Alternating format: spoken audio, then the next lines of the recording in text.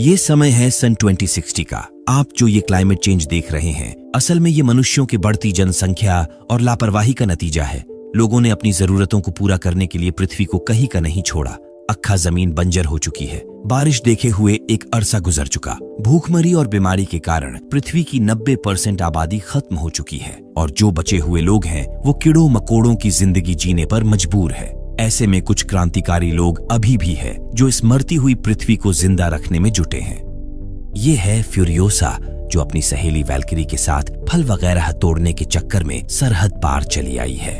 अभी वो फल तोड़कर उतर ही रही थी कि तभी उसकी नजर कुछ शिकारियों पर पड़ी। वो किसी बड़े जानवर का शिकार कर उसको काटने में लगे थे। मौका देख फ्यूरियोसा दबे पाव उनके बाइक के पास गई और पेट्रोल पाइप को काटने लगी ताकि बाई चांस अगर शिकारी उनको देख भी ले तो ये उनसे बचकर भाग सके।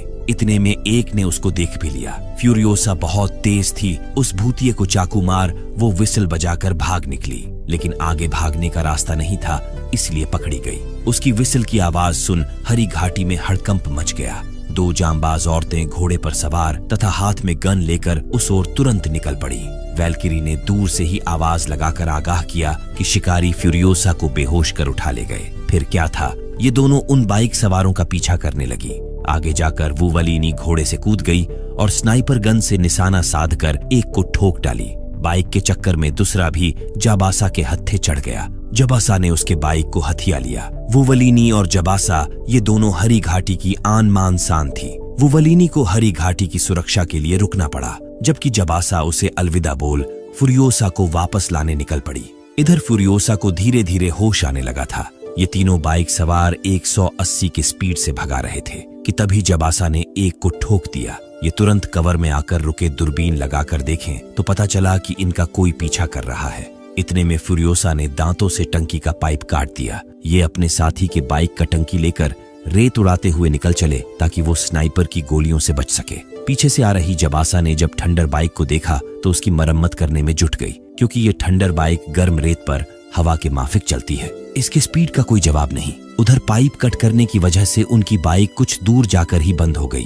वो उसे ठीक करने लगे तब तक फ्यूरियोसा भाग निकली। वो बहुत तेज थी। अगर बात उसे दौड़ाकर पकड़ने की होती तो गारंटी ये उसे नहीं पकड़ पाते, मगर अफसोस दूसरे बाइक वाले ने उसे दबोच लिया और अपने पीठ के बल बांधकर निकल चला। अब वो अपने कबीले के बहुत करीब थे। जब आशा को लगा कि वो उसके हाथों से निकल गए तो वो टीले पर जाकर स्नाइपर से एक की खोपड़ी खोल दी, मगर दूसरा बहुत चतुर था। वो अपने बचाव में फ्यूरियोसा को पीठ पर बांध लिया था। उसकी खुशी देख उसके काफिले के लोग हैरान थे। वो उन्हें बताया कि आज उसने एक ऐसा जहां देखा जहां पानी, अनाज, फल, पेड़ पौधे, हरियाली, जानवर वगैरह सब कुछ है। इससे पहले कि वो अपने मालिक डिमेंटस को ये खबर पहुंचाता, फ्यूरियोसा ने उसका गर्दन हलाल कर दिया, क्योंकि वो अच्छे से जानती है कि ये लुटेरे उनके हरी घाटी पर कब्जा कर लेंगे। फ्यूरियोसा को तुरंत इस काफिले के मालिक डिमेंटस के पास ले जाया गया। उसके चमचों ने डिमेंटस को बताया कि ये लड़की जहां की है वहां साफ पानी, खाना वगैरह सब कुछ है। फ्यूरियोसा के सेहत को देख ये समझ गए कि हो ना हो ये बात 16 आने सच है। उस आदमी को पूछताछ के लिए बुलाया गया, मगर वो कुछ बोलने की हालत में नहीं था, तो ये उससे नक्शा बनवाने के लिए उल्टा लटका दिए। अभी वो एक लकीर भी नहीं खींच पाया था कि उससे पहले ही फ्यूरियोसा ने उसकी आखिरी सांस भी छीन ली। डिमेंटस को उसके मरने से कुछ फर्क नहीं पड़ा, क्योंकि उसे अच्छे से पता है कि आगे क्या करना है। उसने फ्यूरियोसा की खातिरदारी में अपने सबसे बेहतरीन लड़की को लगाया। इसके कुछ देर बाद ही भयंकर तूफान उठने लगा। इसी का फायदा उठाकर जाबासा ने पहरेदार को मार डाला और इनके कैंप में घुस आई। वो लड़की उसके सामने गिड़गिड़ाने लगी कि ये बात वो किसी को नहीं बताएगी, इसलिए फ्यूरियोसा ने उसे जिंदा छोड़ दिया, जो कि उसकी सबसे बड़ी भूल थी। फ्यूरियोसा के यहाँ से निकलते ही वो सबको खबरदार कर दी। उनके स्नाइपर ने एक शॉट लिया जो जाकर उसके सेकंड वाले फ्यूल टैंक पर लगी। वो तो गनीमत है कि उसके पास एक्स्ट्रा फ्यूल टैंक था, वरना वो वहीं पकड़े जाते। काफी दूर निकलने के बाद इन्हें गाड़ियों की आवाज सुनाई दी। अगर ये ऐसे ही हरी घाटी की तरफ भागते रहे तो दुश्मन इनके पीछे पीछे इनके घर तक पहुंच जाएंगे। इसलिए जाबासा ने अपनी बेटी फ्यूरियोसा को निशानी के तौर पर एक बीज दिया और बोली कि चाहे उसे जितना टाइम लग जाए, हर हाल में उसे घर लौटना होगा। फ्यूरियोसा ने अपनी माँ की ये बात गांठ बांध ली और बाइक लेकर चल पड़ी। तब तक डिमेंटस अपने खोजी कुत्ते और काफिले को लेकर इनके काफी करीब आ चुका था। जाबासा ने अंतिम सांस तक उनसे लोहा लिया, मगर उनकी तादाद हजारों में थी।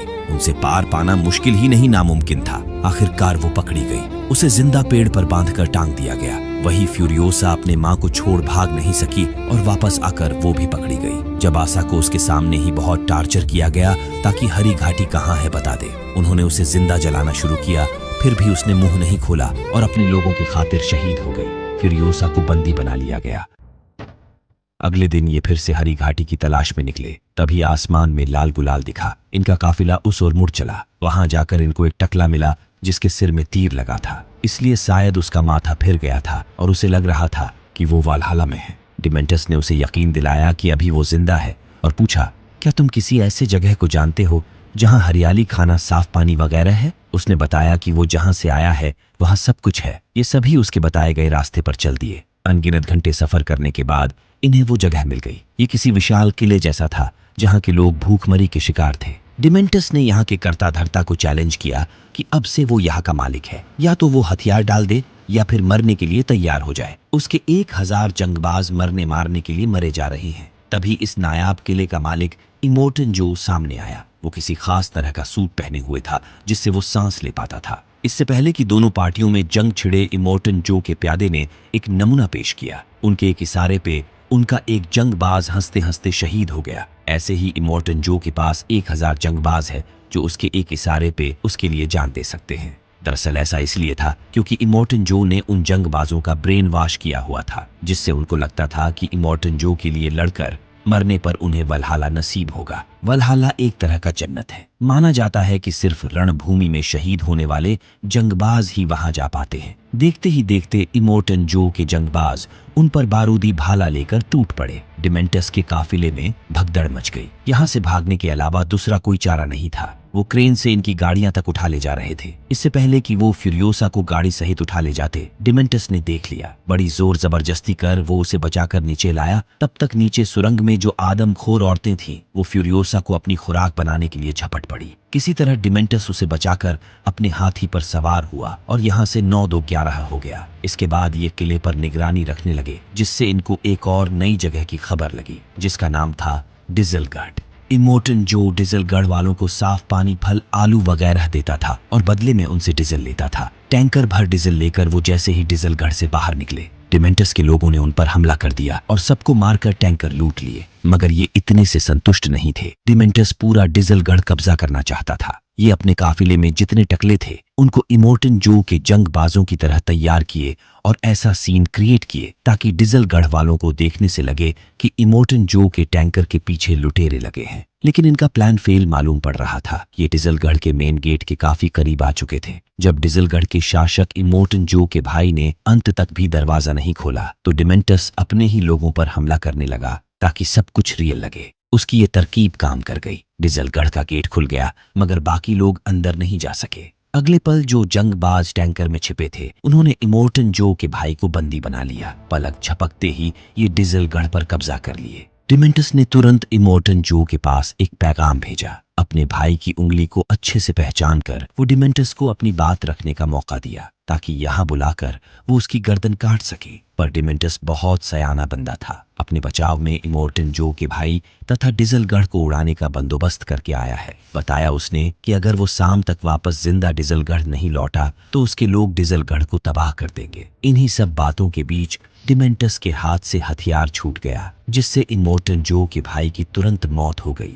क्या चाहिए तुम्हें? इमोर्टन जो ने पूछा, क्योंकि डीजल से ही उसकी सारी मशीनें चलती हैं। जमीन से पानी निकाल, फार्मिंग वगैरह सब कुछ उसी पर डिपेंड है। तो बात ऐसी है कि अब से डिजलगढ़ पर डिमेंटस की हुकूमत रहेगी। एक टैंकर तेल के बदले उसे डबल अनाज, दुगुना फल, सब्जियां वगैरह सब कुछ दुगुना मात्रा में चाहिए। इमोर्टन जो के पास उसकी बात मानने के सिवा दूसरा कोई चारा नहीं था। इतने में उसकी नजर फ्यूरियोसा पर पड़ी। इस डील के तहत वो उसे मांग लिया। दरअसल इमोर्टन जो की काफी सारी बीवियां थी, मगर उनमें से आज तक किसी ने भी उसको स्वस्थ बेटा नहीं दिया जो उसके इस राजपाट का उत्तराधिकारी बने। फ्यूरियोसा बिल्कुल स्वस्थ थी और वो बड़ी होकर उसको एक स्वस्थ बेटा दे सकती थी। उनकी ये डील तय हो गई। फ्यूरियोसा को इमोर्टन जो की बीवियों के साथ तिजोरी में बंद कर दिया गया। फिर भी वो हार नहीं मानी और यहाँ से भागने के लिए जुगाड़ बनाने लगी। उसने सर के बाल छील डाले और उनसे एक विग बनाकर पहन ली। उसी रात इमोर्टन जो का बेटा विक्टस उसे उठा ले गया। उसके हाथों पर बने नक्शे को देख वो कुछ समझ पाता। इतने में वो हाथ छुड़ाकर भाग निकली। विक्टस उसे पकड़ नहीं सका और ये बात सबसे छिपा लिया। कई वर्ष बीत गए। फ्यूरियोसा उन्हीं में लड़का बनकर काम करती रही। वो हर काम में माहिर थी, इसलिए समय समय पर उसका प्रमोशन होता चला गया। उसके साथ काम करने वाले उसे गूंगा समझते थे। इतने वर्षों तक एक लफ्ज बोले बिना कोई कैसे रह सकता है, उसकी पीड़ा लफ्जों में बयां नहीं किया जा सकता। खैर, वो दिन भी आया जब उसे जंगी टैंकर पर काम करने का मौका मिला। फल सब्जियां वगैरह लोड कर ये डीजलगढ़ के लिए रवाना हो चले। इन सब में बड़ा ओहदा जंगी टैंकर चलाने वाले का था, जिसका नाम था जैक, जो आज तक टैंकर को ठिकाने तक सही सलामत पहुंचाने में कभी फेल नहीं हुआ। मगर आज का कुछ कहा नहीं जा सकता, क्योंकि खोपड़ी गैंग के खूंखार लुटेरे टैंकर लुटने के लिए पीछे पड़ चुके हैं। उनके पास एक से बढ़कर एक हथियार है। देखते ही देखते वो इन पर पैराशूट, ग्लाइडर वगैरह सब कुछ लेकर टूट पड़े। दोनों गुटों के बीच भयंकर युद्ध छिड़ गई। फ्यूरियोसा का इस जंगी टैंकर पर पहला ही दिन था और लग रहा था कि पहला दिन ही उसका आखिरी दिन बन जाएगा। किसी तरह बचकर वो ऊपर चढ़ी। अब तक उनके बहुतेरों जाबांज मर चुके थे। इसके बाद फ्यूरियोसा ने जो कमान संभाला, भाई साहब खोपड़ी गैंग के लुटेरे सख्ते में आ गए। इसी लड़ाई के बीच जैक को पता चल गया कि उनके साथ जो छोटू है वो असल में छोटू नहीं, छोटी है। ये दोनों मिलकर खोपड़ी गैंग का गेम बजा दिए। मौका मिलते ही फ्यूरियोसा ने उस पर गन ताना, पर वो नाकाम रही। जैक उसे ट्रक से बाहर फेंक दिया। वो चाहता तो उसे छोड़कर चला जाता, पर वो उसके लड़ने की कला से प्रभावित था। फ्यूरियोसा को एक मौका दिया, समझाया कि वो जाएगी भी तो जाएगी कहाँ, दूर दूर तक कहीं कोई जहां नहीं, सिर्फ डीजलगढ़, वीरानगढ़ और बुलेट बाग ही है। अगर वो उसके साथ जंगी टैंकर पर रहे तो वो उसे इस रोड साइड के जंग का मास्टर बना देगा। फ्यूरियोसा उसकी बात मान गई।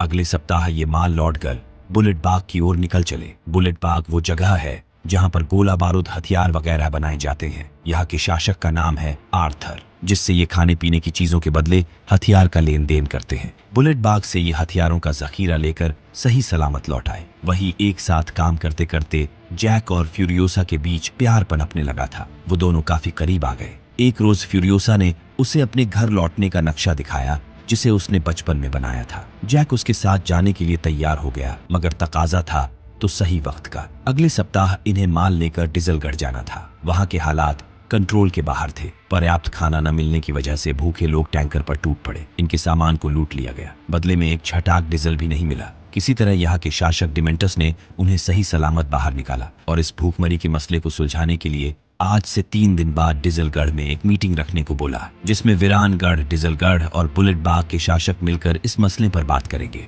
जैक उसका ये मैसेज लेकर लौट आया। जब पता चला कि डीजलगढ़ वालों ने इनका टैंकर लूट लिया और डीजल भी नहीं दिए, तो इमोर्टन जो के दोनों बेटों पर खून सवार हो उठा। ये चाहते तो थे कि डिमेंटस को मार दिया जाए, पर एक डर ये भी था कि अगर उसने डीजलगढ़ उड़ा दिया तो उसे दोबारा बनाने में एक अरसा लग जाएगा। यही कारण था कि डिमेंटस इतना उत्पात मचाने के बाद भी जिंदा था। लेकिन अब बहुत हुआ। इस बार वो उसे मीटिंग के दिन ही दबोच कर उसका किस्सा खत्म कर देंगे। इसमें उनके साथ बुलेटगढ़ का शासक आर्थर भी इनके साथ था। जैक को आदेश दे दिया गया कि वो जंगी टैंकर लेकर बुलेट बाग जाए और पूरा टैंकर हथियारों, गोला बारूद से भरकर ले आए। इस बार वो मिलकर डिमेंटस का गेम बजा देंगे। जैक जंगी टैंकर लेकर बुलेट बाग के लिए रवाना हुआ। अपने लोगों से एक कार में खाने पीने का सामान और बाइक वगैरह लौट कर फ्यूरियोसा के जिम्मे लगा दिया। सफर खत्म कर ये बुलेट बाग में प्रवेश किए, तभी मेन गेट पर ही इन पर हमला हो गया। दोनों तरफ से धड़ाधड़ गोलियां चलने लगी। ये दोनों उनसे जब तक निपटते, पीछे से डिमेंटस के और लोग काफिला लेकर इनकी तरफ ही धावा बोल दिए। मतलब देखा जाए तो उसने इनके साथ खेला कर दिया। 3 दिन पहले उसने बड़ी चतुराई से वीरानगढ़ में मीटिंग रखा ताकि बुलेट बाग के शासक आर्थर मीटिंग में चले जाए, और उनकी अनुपस्थिति में उसने बुलेट बाग पर कब्जा कर लिया। इससे पहले कि वो इन तक पहुंचे, जैक जंगी टैंकर लेकर उन पर टूट पड़ा। वहीं फ्यूरियोसा उसे दूर से कवर देने लगी। वो रॉकेट लॉन्चर से ट्रक को उड़ाने के फिराक में थे, मगर फ्यूरियोसा उन्हें हिलने तक मौका नहीं दे रही थी। अगर मुंडी दिखा तो समझो खेल खत्म। किसी तरह ये पहले उसकी पोजीशन पता किए, फिर डिमेंटस एक प्यादे को कवर बनाकर रॉकेट लॉन्चर से फ्यूरियोसा को शूट कर दिया। ये देख जैक टैंकर से उस टावर को ही ठोक दिया जिस पर डिमेंटस मौजूद था। किसी तरह वो अपने आप को बचाया। दूसरी तरफ फ्यूरियोसा की किस्मत भी अच्छी थी। वो उस हमले में बाल बाल बच गई। वहीं पर एक मोटरसाइकिल था जिसे लेकर ये दोनों अपने कार तक पहुंचे और हरी घाटी की ओर निकल चले। डिमेंटस अपनी मॉन्स्टर ट्रक से इनका पीछा करने लगा। ये ज्यादा देर तक उससे भाग नहीं सके। एक दूसरे के बराबर आते ही दोनों तरफ से गोलियां चलने लगी, जिसमें डिमेंटस का एक प्यादा मारा गया। जैक को भी गोली लगी, जबकि दोनों गाड़ियों के बीच फंसकर फ्यूरियोसा के एक हाथ का कचूमर निकल गया। ये दोनों प्रेमी पकड़े गए। डिमेंटस का गुस्सा चरम पर था। क्योंकि इन दोनों ने मिलकर उसके सपने को चकनाचूर कर डाला। उसने सोचा था कि बुलेट बाग पर कब्जा करके वो वीरान गढ़ को भी जीत लेगा, लेकिन अफसोस इन दोनों ने गोला बारूद, गोलियां, फैक्ट्री वगैरह सब कुछ तबाह कर दिए। इन्हें इसकी सजा मिलेगी और बराबर मिलेगी। फ्यूरियोसा को उसके टूटे हाथ के सहारे लटका कर बांधा गया ताकि वो अपने आशिक की दुर्दशा अच्छे से देख सके। फिर जैक को बाइक के पीछे बांधकर गोल गोल घुमाया जाने लगा। अंत में डिमेंटस ने उस पर अपने शिकारी कुत्तों को भी छोड़ दिया। ये उसे मरने के बाद भी काफी टाइम तक घसीटते रहे। हर तरफ रेत ही रेत उड़ रहा था। अब बारी फ्यूरियोसा की थी। पता चला कि वो अपना हाथ काटकर भाग चुकी थी। ये उसका पीछा किए लेकिन पकड़ नहीं सके। किसी तरह भागकर वो वीरान गढ़ के किले पहुंची। अपनी पहचान बताई कि वो प्रेटोरियन फ्यूरियोसा है। तब जाके उसे ऊपर ले लिया गया। वही इमोर्टन जो और बाकी लोग समझ नहीं पा रहे थे कि डिमेंटस खुद मीटिंग रख के मीटिंग में आया क्यों नहीं। ऊपर से डिजलगढ़ में धुआं देख इनकी अलग ही सुलगी पड़ी थी। देखने से ऐसा प्रतीत हो रहा था मानो वो डिजलगढ़ को उड़ा रहा हो। तभी फ्यूरियोसा आ धमकी। उसने बताया कि डिमेंटस ने बुलेट बाग पर कब्जा कर लिया है और अब वो यही आ रहा है। सामने जो धुआं दिख रहा है वो एक जाल है ताकि हम डिजलगढ़ को बचाने जाए। इसी ताक में डिमेंटस घात लगाए बैठा है। उसकी बात 16 आने सच थी। डिमेंटस अपने काफिले को लेकर वीरानगढ़ के किले के करीब पहुंच चुका। उनके आने की भनक न लगे, रेत न उड़े, इसलिए वे सड़क पर तेल छिड़क कर आगे बढ़ रहे थे। इमोर्टन जो भी कुछ कम नहीं था। उसने वही दिखाया जो डिमेंटस देखने के लिए ताक में बैठा था। दूर से इन्हें विशाल काफिला नजर आया, जिससे ये समझ गए कि नादान परिंदे डिजलगढ़ को बचाने निकल चुके हैं। मगर वो एक जाल था। सिर्फ 2-3 ही गाड़ियां थी जो रेत उड़ाते हुए चल रही थी। डिमेंटस के काफिले और इमोर्टन जो के जंगबाजों के बीच लगातार 40 दिन तक युद्ध हुआ। खून से वीरानगढ़ की धरती लाल हो गई। 41वें दिन डिमेंटस मैदान छोड़कर भाग खड़ा हुआ। वो इमोर्टन जो से पूरी तरह हार चुका था। इधर इन 40 दिनों में फ्यूरियोसा ठीक हो चुकी थी। उसने एक रोबोट के हाथ को अपना हाथ बनाया और डिमेंटस से बदला लेने निकल पड़ी। रणभूमि में इमोर्टन जो के दोनों बेटे गाड़ी ठीक करने में जुटे थे ताकि वो डिमेंटस का पीछा कर उसको मौत के घाट उतार सके। गाड़ी जैसे ही ठीक हुआ, फ्यूरियोसा उनकी गाड़ी लेकर भाग गई तथा डिमेंटस का पीछा करने लगी। जब डिमेंटस को लगा कि कोई उसका पीछा कर रहा है तो वो 3 दिशाओं में बट गए। फ्यूरियोसा डिमेंटस के हाथी को पहचानती थी। करीब जाने पर पता चला कि वो उसे धूर्त बना गया। फिर भी वो पीछे नहीं हटी, बल्कि उसी रेगिस्तान में उसे तब तक ढूंढती रही जब तक कि वो उसे मिल नहीं जाता। अंत में वो उसे मिल ही गया। उसकी गोलियां खत्म हो चुकी थी। वो जान बचाकर भागा, मगर पैदल कहाँ तक भाग पाता। हार थक कर उसके कदमों में गिर पड़ा। फ्यूरियोसा ने उसे बेहोश किया, सिक्कड़ में बांधी और उसे मारने से पहले अच्छे से याद दिलाई कि वो कौन है। उसने उसकी मां को जिंदा जलाया था, जिसकी भरपाई उसे करनी पड़ेगी। डिमेंटस ने बताया कि वो चाहे जो कर ले, उसकी मां तो लौटने से रही। वो उसे मारकर भले ही बदला पूरा कर ले, फिर भी वो मंजर उसके जहन से नहीं निकलेगा। वो इस पीड़ा में जिंदगी भर तपती रहेगी और वो आज सुकून से मर जाएगा। फ्यूरियोसा ने उसे मारा नहीं, बल्कि ऐसी सजा दी जिसको देख किसी की भी रूह कांप जाए। उसने उसे जिंदा रखा उसके आखिरी सांस तक। ऐसी भयानक सजा दी जो कभी किसी ने सुनी हो न देखी हो। डिमेंटस को वीरानगढ़ के किले में कैद हुए अब 20 साल हो चुके हैं। जवानी के दिनों में माइक लगाकर बहुत भौंकता था, पर अब सिकुड़कर बिल्कुल छुहाड़ा हो चुका।